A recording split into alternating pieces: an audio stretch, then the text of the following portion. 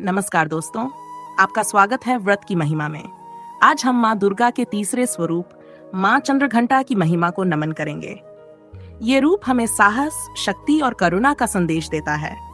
कहते हैं कि जो भक्त नवरात्रि के तीसरे दिन माँ चंद्रघंटा की श्रद्धा से उपासना करता है, उसकी सभी मनोकामनाएं शीघ्र पूर्ण होती हैं। माँ की कृपा से घर में सुख, समृद्धि और शांति आती है। यदि आप भी माँ के आशीर्वाद के भागी बनना चाहते हैं, तो विधि विधान से उनकी पूजा करें और व्रत कथा का पाठ अवश्य करें।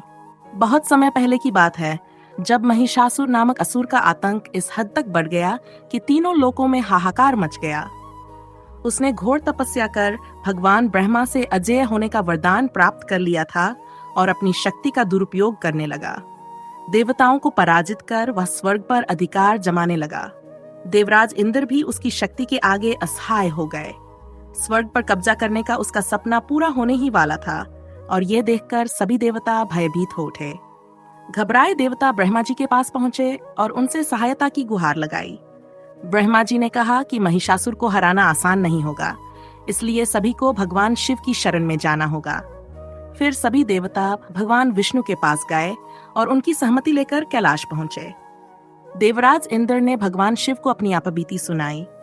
इंद्र की बातें सुनकर भगवान शिव क्रोधित हो उठे और बोले, महिषासुर अपनी शक्ति का गलत उपयोग कर रहा है, उसे अब दंड देना ही होगा।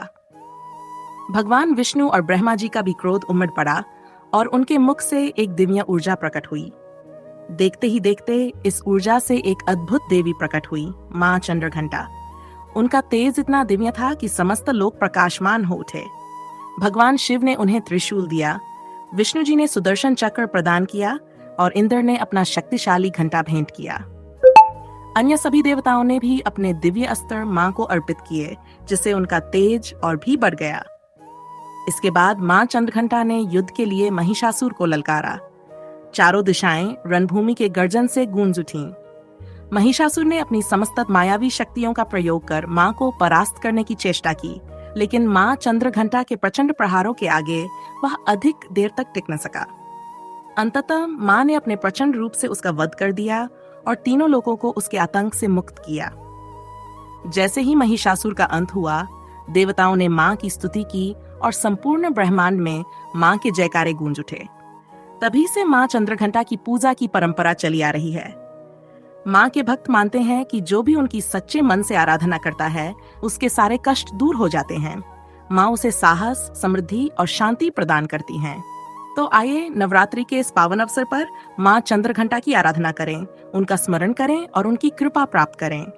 मां की भक्ति से जीवन सुख, शांति और सफलता से भर जाएगा। जय माता दी।